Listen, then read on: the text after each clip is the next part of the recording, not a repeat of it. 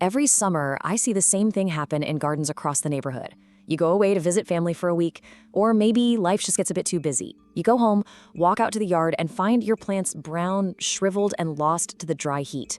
It's a frustrating thing. You put your time and good money into those beds, then you lose them the minute you can't be out there with a hose.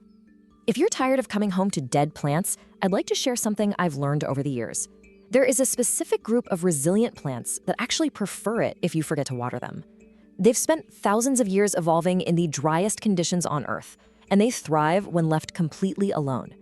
Today, we'll look at 5 of them. The 5th one on this list might surprise you. It could very well change how you look at your backyard garden. First, let's take a look at nature's drought survival strategies. Before we look at the specific plants, understanding how they survive will completely change how you care for them. Drought-proof plants generally use one of 3 simple strategies. The first is storage. They hold water right inside their leaves, stems, or roots. The second is deep rooting. They send roots far deeper than ordinary plants to find moisture the summer heat never touches.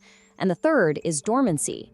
They simply slow their biology down to a crawl during a drought and wait patiently for the rain. You see, evolution designed them specifically for these dry stretches. Number 1 is lavender, a plant that truly thrives on neglect. Lavender is native to the dry, rocky hillsides of the Mediterranean. That's an environment of poor soil and intense summer heat. The secret to its survival lies underground. An established lavender plant sends its roots down 1 to 2 meters deep to find reliable subsoil moisture. Above ground, those silver-gray leaf hairs reflect the intense sunlight. This cools the plant and cuts water loss by up to 30%.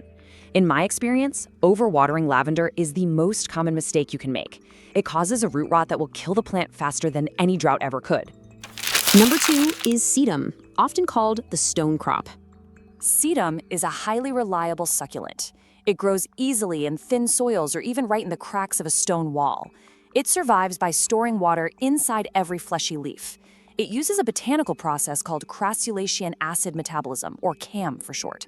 Now, this simply means the plant only opens its leaf pores at night. By keeping them tightly closed during the heat of the day, it rations its internal water. Because of this, some sedums reduce moisture loss by up to 80% compared to your standard garden flowers. Number 3 is echinacea, the coneflower. This one is a native of the North American prairie. When everything else in the late summer garden is wilting, echinacea stands completely upright. Its resilience comes from a thick central taproot that drives straight down. It usually goes 2 to 3 feet deep. It's searching for a private water supply in deeper soil layers that surface evaporation never reaches. It draws water from a place that your garden hose simply couldn't touch. Number 4 is Russian sage, a plant that is thriving on stress. Originally from the dry steppes of Central Asia, Russian sage actually produces more flowers and richer silver colors when the weather gets hot and dry. It has a few built-in defenses. The silver-white stems reflect sunlight.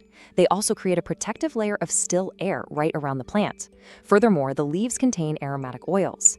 That's what gives it that distinctive, dusty sage smell. These oils deter airflow across the leaf pores. This dramatically slows down water loss. If you look at the care requirements for these 4 ornamentals, you'll notice they all share identical needs. They require full sun, they prefer poor, fast-draining soil, and once they're established, their watering needs are exactly 0. Putting these in rich, heavy soil or giving them too much water will put an end to them quickly. Number 5 is the globe artichoke, a surprising edible survivor. This one isn't an ornamental or a succulent, it's a large food plant that loves complete drought.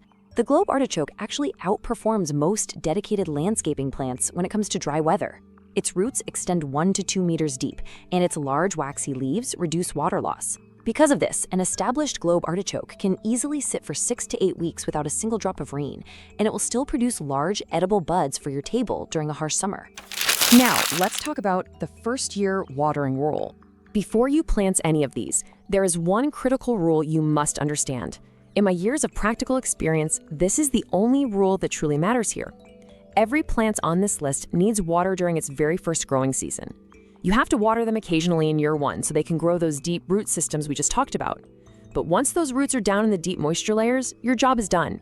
From year 2 onward, you step back completely. I like to put it to folks this way.